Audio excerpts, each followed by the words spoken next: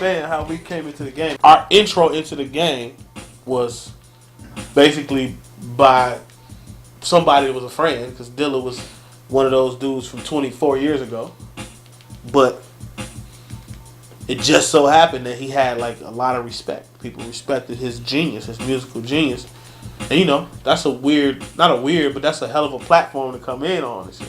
He wasn't like a Pharrell that's very, very visible as well as a well-known talent. You know what I'm saying? He was just a well-known talent without the visual. Half the people didn't know what the fuck he looked like, let alone, you know what I'm saying, connected to him in that way and shit.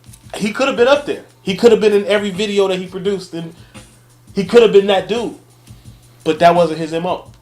I begged him many a day, like, man, let's just go. I'll drive. Let's just go. Like Busta videos and Q-Tip videos, and you know what I'm saying? Like, where they was calling him, like, yo, this weekend the video, you coming?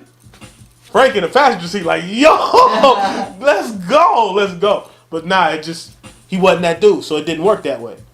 And it reflected on us because we came out up under that guy. So our interest into the game was a very peculiar one, to say the least. Because we went from, 2, 3, 12 inches to a major deal with MCA. Because, the dude, that's the dude, said, listen, I'm going to sign, but you got to sign them too. And if you ain't signing them, I ain't going. And if they ain't coming out first, we can't do it. Dilla, that's what he told MCA. Frank-N-Dank got to come out first. That's why 48 Hours was done and up to back. Because y'all album first. And then we'll go back and work on mine. And he had started working on his record. That's how they got the little shit that's out. And, but like I said, we had a real peculiar, and we was already amongst veterans and heavyweights without really doing anything. Like we were in the midst of starting to put out records and get some type of thing. And we were already, Calm is right there. Tip is right there. Pete Rock is right there. Like, people just they here. They come into the house. They in the basement at Dilla crib, spending the night. Questlove staying for a week, too, just chilling. At the house, at the crib, in the hood, in the middle of the hood. But they coming to see the man and shit. And we, as his compadres, his right-hand homeboys, is right in the middle of this.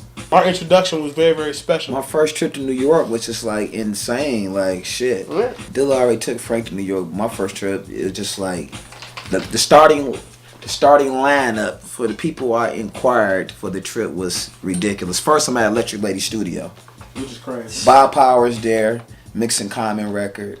Wendy Goldstein is there. Questlove is there. Black Thought is there. Jaguar Wright is there. A lot of music. Busta came there.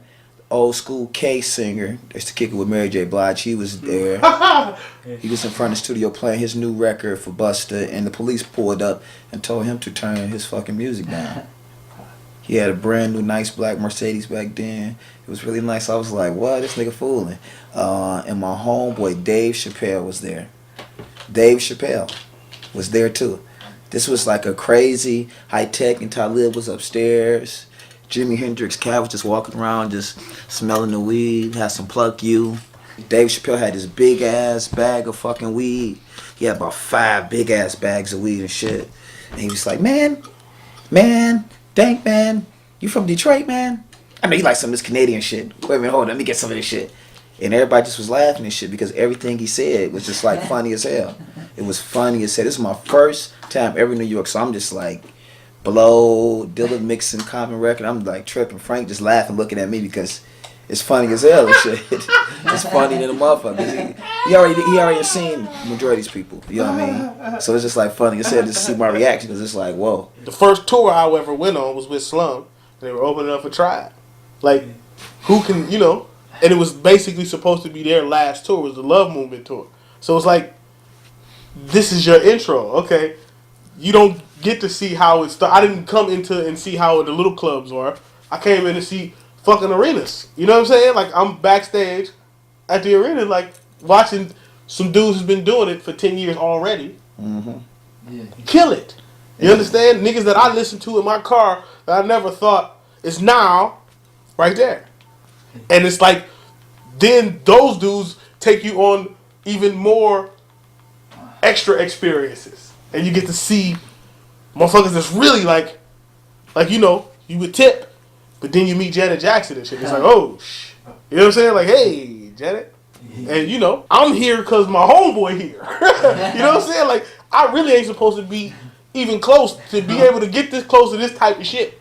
But, right, my homeboy, my best friend in the world, just so happens to be this fucking guy that makes these beats. Super motherfucking producer, J Dilla. First time everybody knew me, and I didn't even know them and shit.